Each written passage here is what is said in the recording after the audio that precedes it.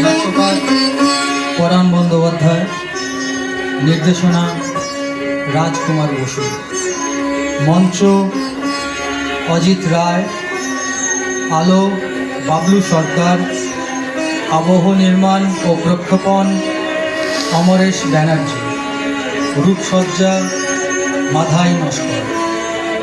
অভিনয়ে Arindam Tapas Ranjan Sen, Satyaban Barun Majumdar, Banabihari Rajkumar Basu, Kalyan Tarun Kumar Naskar, Aghor Rajkumar Das, police officer Pinaki Ghosh, constable Swapan Chakraborty, Pushpa Swadhina Chakraborty, পিসিমা নন্দা অধিকারী। সবাইকে একটাই অনুরোধ, আপনাদের মোবাইল ফোনটি হয় সাইলেন্ট মোডে আর না হলে অফ করে রাখুন। শুরু হচ্ছে আমাদের নাটক সত্য ফিরে এসো।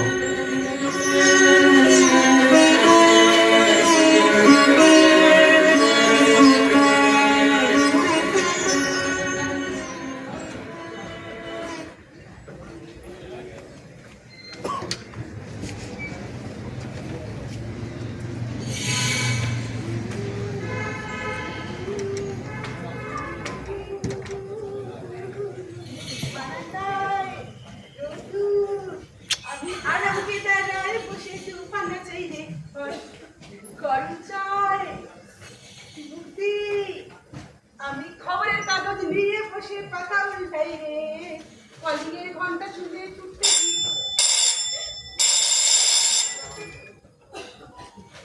কলিংয়ের ঘন্টা শুনে ছুটতে গিয়ে দরজা খুলে কলিংয়ের ঘন্টা শুনে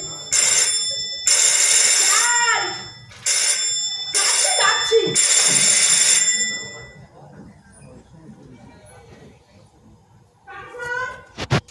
বাবু আছে? আছে, আসুন। আমি অরিন্দম বাবুর সঙ্গে একটু দেখা করতে চাই। ঠিক আছে, বসুন। উনি আসছে। হাঁটছে? লিখছেন বলো? নাচ শিখছে? ভালো ভালো, কি করে যে এত সময় পান ভেবেই পাই না। পিসিমণি! ও পিসিমণি! আরে এদিকে এসো। এই দাদুর সঙ্গে একটু দেখা করতে এসেছি। কে এসেছে? উনি এসেছেন। বলুন। আমি অরিন্দম বাবুর সঙ্গে দেখা করতে চাই। ও তো বাথরুমে আছে, একটু অপেক্ষা করতে ও হবে। বাথরুমে? বাথরুমে নাচ শিখছে? পড়ে গিয়ে তো হাড়গোড় ভাঙবে। ভালো ভালো, আপনি? আমি ওর পিসি। না না না না, আমি কোনো পলিসি করতে আসিনি। আমি একটা লেখার জন্য এসেছিলাম। অরু! অরু! কি বলো? একজন ভদ্রলোক এসেছেন, তোর সঙ্গে দেখা করতে চান। হ্যাঁ, বসতে বলো, আসছি। আপনি বসুন, ও আসছে। আচ্ছা, ঠিক আছে।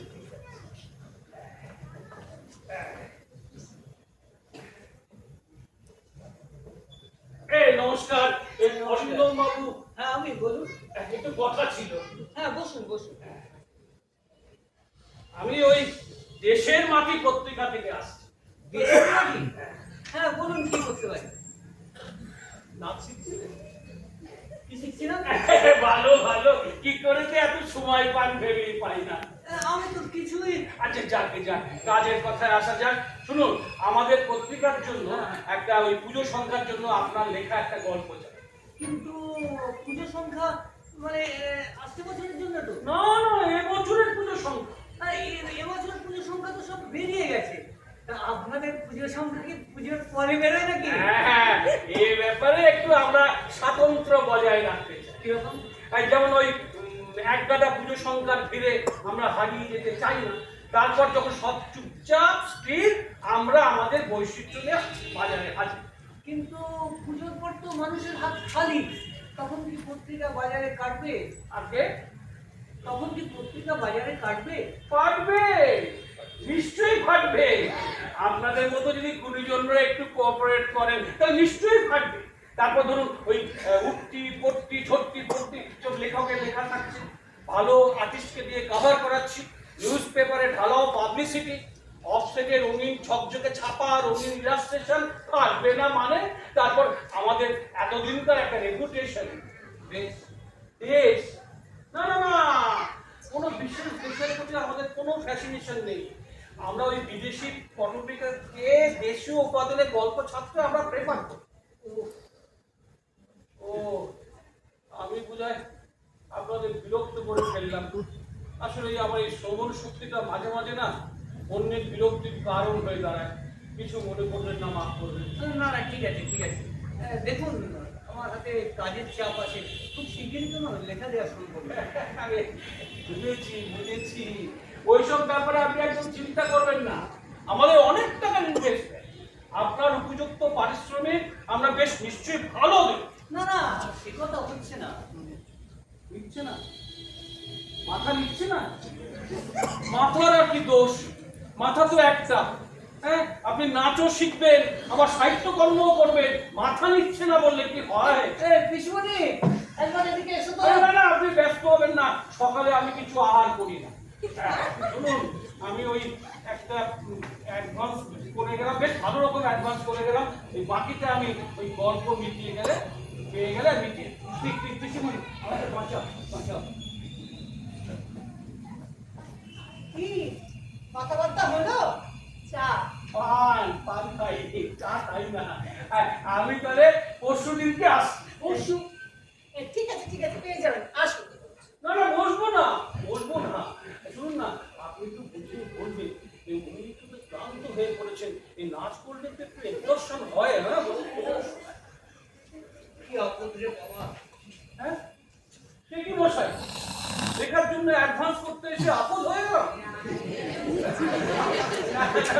আসলে কি জানেন, আমার গানে আমি কম শুনি বলে আমরা ওই কথাগুলো বেশি করে শুনতে পাই। তবু কিছু মনে করিনি, আর কিছু মনে করিনি। অনেকে তো পেছনে বলে, আপনি তো সামনে বললেন। কিন্তু আপনার নামটা? নামটা খামটা খামটা আপনার। না আপনার নেম ও ওটাই জিজ্ঞেস করছিলেন। আমার নাম বনবিহারী বটব্যাস। শুনুন না, আপনি একটু বুঝিয়ে বলবেন, গল্পটা যেন একটা প্রোগ্রেসিভ ধরনের।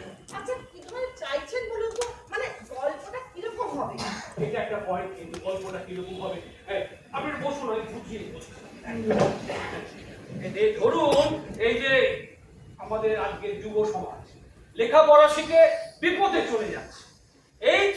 এই জন্য কিন্তু প্রধান কারণ হচ্ছে আজকে সমাজ ব্যবস্থা। এই যে বিপদগামী ইয়াং জেনারেশন, এই সমাজ ব্যবস্থার শিকার, এটাকে হাইলাইট করে বেশ ঘাস গুঁড়ো ঠাসায় মশলা ছড়িয়ে ছিটিয়ে মাখিয়ে মিশিয়ে একটা জম্পেস গল্প বানাতে হবে। মানে ওই সমস্যার কথা থাকলেই হলো, না দেখবেন পাঠক না গেলে ছাড়ছে না। মানে প্রগ্রেসিভ ঢংটাও রইল, আর ব্যবসাও বিপদে পড়লো না। বিবেকে কেন বাঁচবে? বিবেকে কেন বাঁচবে? আমি তো কারো পাওনা ফেলে রাখছি না। আচ্ছা আপনি একটা হিয়ারিং এর ব্যবহার করতে পারেন না? বাবার এসব প্রবলেম ছিল না, আমারও ছিল না। আসলে কি জানেন তো, এই আমার প্রায় হলো, তারপর থেকে এই বিপদ। হিয়ারিং এ ও হিয়ারিং এ মানে সমান নাম তো আছে তো আছে।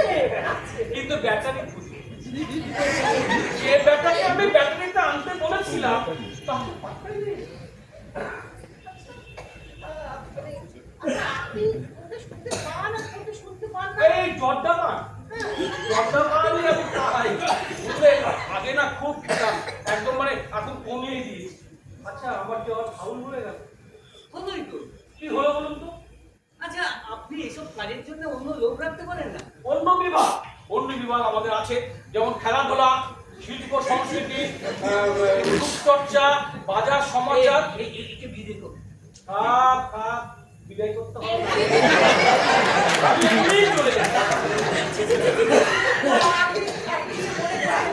আসলে আপনি ওটা শুনতে পান আর ওটা শুনতে পান না, সেটাই তো বোঝা মুশকিল। আরে না আমি কিচ্ছু মনে করিনি। আমি তো জানি যে আপনাদের সব কথার সঠিক উত্তর আমি দিতে পারি না, তাতে তো আপনার বিরক্তি হওয়াই স্বাভাবিক। মুশকিল কি জানেন, ওই বিরক্ত হয়ে যে কথাগুলো বলেন আমি শুধু সেগুলোই শুনতে পাই। দেখুন তো এই কথাগুলো শুনতে পান কিনা? হ্যাঁ বলুন। এই যে শিক্ষিত অশিক্ষিত যুবক হ্যাঁ যারা বিপথে চলে যায়, হ্যাঁ তাদের নিয়ে লেখা মশলা গল্প আপনার ব্যবসার বেসাতি, এটা ভাবলে আপনার লজ্জা করে না? চলি চলি, বুঝলেন? ওই বলে এক্সাইটেড হয়ে পড়েছে। ব্যাস, আমি আর পরশুদিন আসছি। নমস্কার নমস্কার।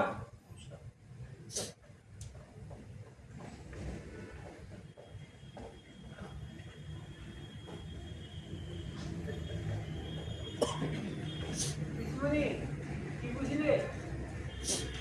বুঝলে কি খুঁজবো? কিছু তো খুঁজিনি। হ্যাঁ,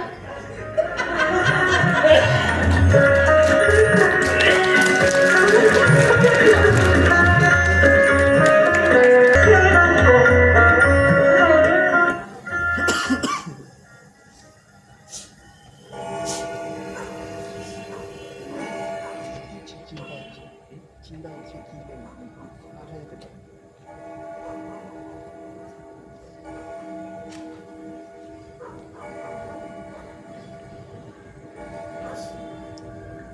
কি রে ওর? অনেক তো রাত হলো, শুয়ে পড়, যা ঘুমোতে যা। না ঘুম আসছে না, প্লট আসছে, প্লট গল্পে প্লট। আরে বাবা, অনেক রাত হয়েছে, এখন শুয়ে পড় দেখে কাল ভাববি। প্লট মাথায় আসছে এখন, আর আমি ভাববো কাল। না না, আজই শেষ করতে হবে। কিরকম কার শুনি? একটা ছেলে অনেক স্বপ্ন নিয়ে গ্রাম ছেড়ে শহরে এলো। কল্পনায় গড়েছিল সে স্বপ্নের এক নীল স্বর্গ, সচ্ছলতা সূর্য পাল করে সেখানে সুখের তরুণী বাইকে